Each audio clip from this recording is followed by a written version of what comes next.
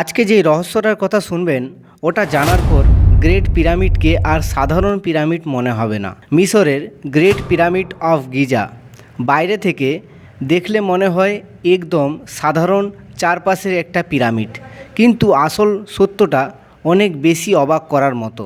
এই পিরামিড আসলে চারপাশে না, এটা আটপাশের একটা বিশাল স্ট্রাকচার। হ্যাঁ, ঠিক শুনেছেন।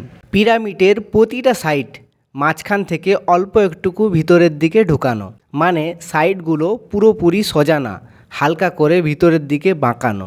এই কারণে একটা সাইড দুই ভাগে ভাগ হয়ে যায় আর চারটা সাইড মিলিয়ে পুরো পিরামিড হয়ে যায় আট পাশে। কিন্তু এখানেই শেষ না। সবচেয়ে ভয়ের মতো রহস্য হলো নিচে দাঁড়িয়ে এই জিনিস বোঝার মতো উপায় নেই। এত নিখুঁতভাবে ডিজাইন করা হয়েছে যে মানুষের চোখে ধরা পড়ে না। শুধু আকাশ থেকেই, তাও অবাক, সূর্যের আলো ঠিক নির্দিষ্ট কোণে পড়লে তখন এই অদ্ভুত আকৃতি দেখা যায়। এই কারণে হাজার হাজার বছর কেউ বুঝতে পারেনি যে পৃথিবীর সবচেয়ে বিখ্যাত পিরামিড আসলে আট পাশের।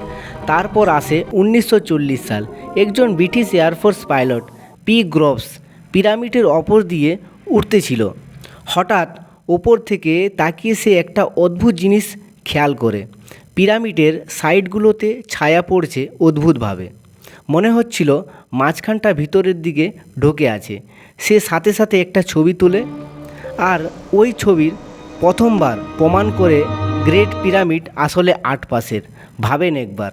এই রকম মজার ফ্যাক্ট জানার জন্য চ্যানেলটিকে সাবস্ক্রাইব করে রাখবেন।